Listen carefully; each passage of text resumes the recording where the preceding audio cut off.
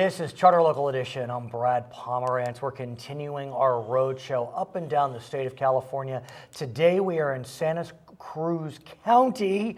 It's a mouthful. We are in Watsonville, and we are joined by Greg Caput. He is the supervisor representing this area of Santa Cruz County.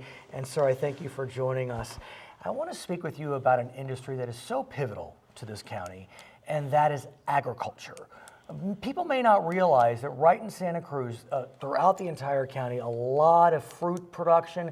Give us a sense about the importance of ag to this region. You bet. Well, it brings in over $650 million revenue every year. Wow. And 70% of that is all South County, which would be part of District 2 and a large part of my whole area.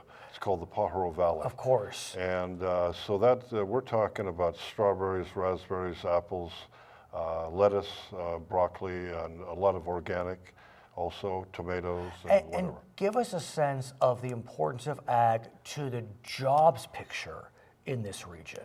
You bet. It is the biggest employer. Really? And a lot of them are from, of course, out of the country, but they come here. The legal ones are legal residents. Sure. They work here.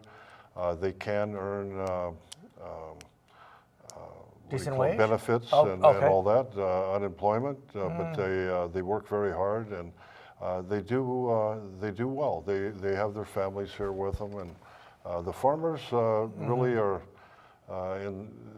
Probably in the last 20 years and all that, they've really grown to appreciate the labor force that's in the, in the region, and so there are benefits. And I want to talk about that labor force because, as you suggest, they're nomadic, they're itinerant, they move around, and when one moves around following the crop, oftentimes housing can be difficult to land. You bet. And I understand that in this county, there have been some ordinances that make it even more challenging to help these folks, put aside the issue of documentation. Sure.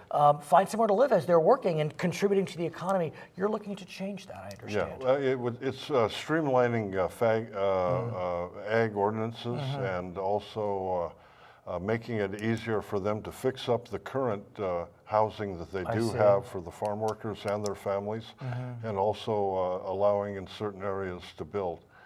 We're at the same time trying to protect the how big the footprint would be and how much land would be covered up, because the whole key to this is protecting prime ag land. We have some of the best soil in the world right here. It's over hundreds of years of floodwaters and things in the past, and in some areas there's up to 30 to 40 feet of topsoil that is built up over the hundreds of years. So we have to protect that at the same time. So we're trying to streamline some of the things that make sense. It would be common sense, in my opinion. For example, if a farmer wants to have a fruit stand and they want to go out there and sell fruit and vegetables, we're going to make that, we're going to try to make that so they can actually do that.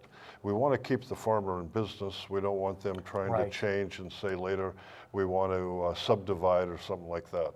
At the same time, I understand there are some barns that the farm owners would like to use for certain areas of their business, but yet there are ordinances that prevent that as well. Right. Let's say there's a barn, and if you start putting your tractors in there at night, then it's called the storage area. Okay. That would require a permit. Oh no. Okay. Oh no. Now, so we're trying to change that so that they can actually at night just put the tractors in that. And going along with that would be maintenance of their own equipment. Technically, they're not supposed to do maintenance, let's say on a tractor or whatever. We'd like to make it so they can do it there rather than having the tractor towed off the property to an outside source. And they'd be and going along with that in the barn, allowing to put in a wash basin, a toilet, and a shower. So technically, that's basically it. What do your colleagues on the board think? Because obviously you need to count to 3, you bet. I would presume. And are you feeling as if your colleagues are on board with some of these revisions? I think so. Yes. I think so. They make sense. We're trying we're trying to help the farmers stay there rather than trying to make it so restrictive that they have to jump through all kinds of hoops Right. in order to get something very simple done. You mentioned your fruitful and fertile topsoil. Right. Problem is, topsoil needs water. Yeah. And I want to get a sense from you, in this region, in the Pajaro Valley, have we seen the drought impact it as dramatically as in the Central Valley, for example? Yeah, certainly. The drought's been a big stress on especially the artesian wells and, Right. and whatever, the levels dropping. Groundwater? The groundwater, when that drops, of course, then you have seawater that tries to get in there. Are you facing seawater Sure. intrusion? Oh yeah, saltwater intrusion is a big problem. Has it happened? It's happened over the years. Has it happened in the Yes, last few years? sure. I mean, that Continues could be to. devastating. Yes, it that can. could completely wipe out a ground well. Absolutely. So what are we doing about Well, this? one big thing that we did do is we have a 1.5 million gallon water reclamation tank that Okay. just went started online? running. Okay. What it does is it's reclaimed water. It's not for drinking and Okay. residential, but it's for the farmers to use it to irrigate their crops and water their crops. And it fills up at night with water. They can technically use it, let's say, in the morning and then use it in the afternoon. From where is the water coming? The water is coming from runoff and catch basins Okay. and also water that runs through the sewer plant. Okay. And it's then Sure. filtered through Sure.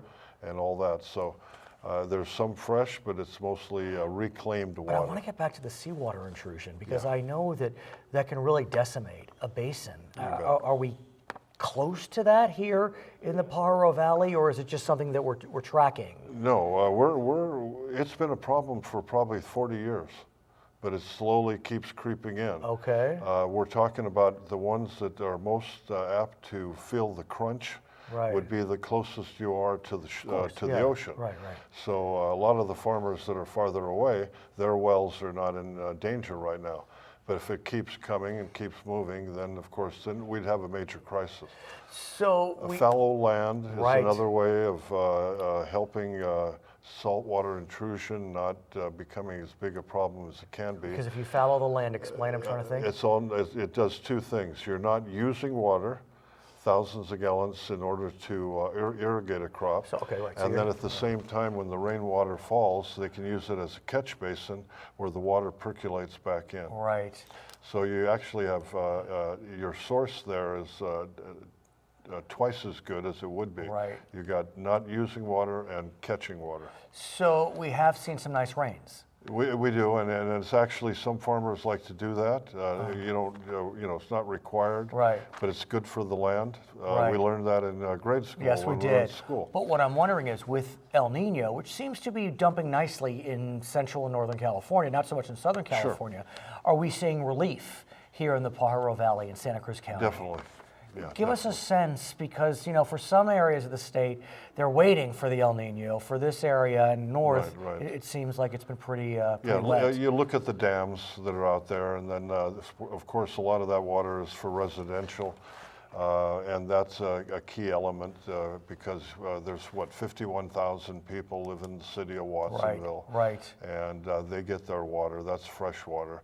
We have 11 pumps that are operating in the Watsonville area. Okay. And I believe there's only like 3 other pumps for the rest of the county. So it's So looking better. we have a lot of fresh Good to water. hear. It's good to hear. Yeah, His we have name, to take care of it. for sure. His name is Amen. Greg Caput. He is a supervisor in beautiful Santa Cruz County. My name is Brad Pomerance. That's where we are today, and this is Charter Local Edition.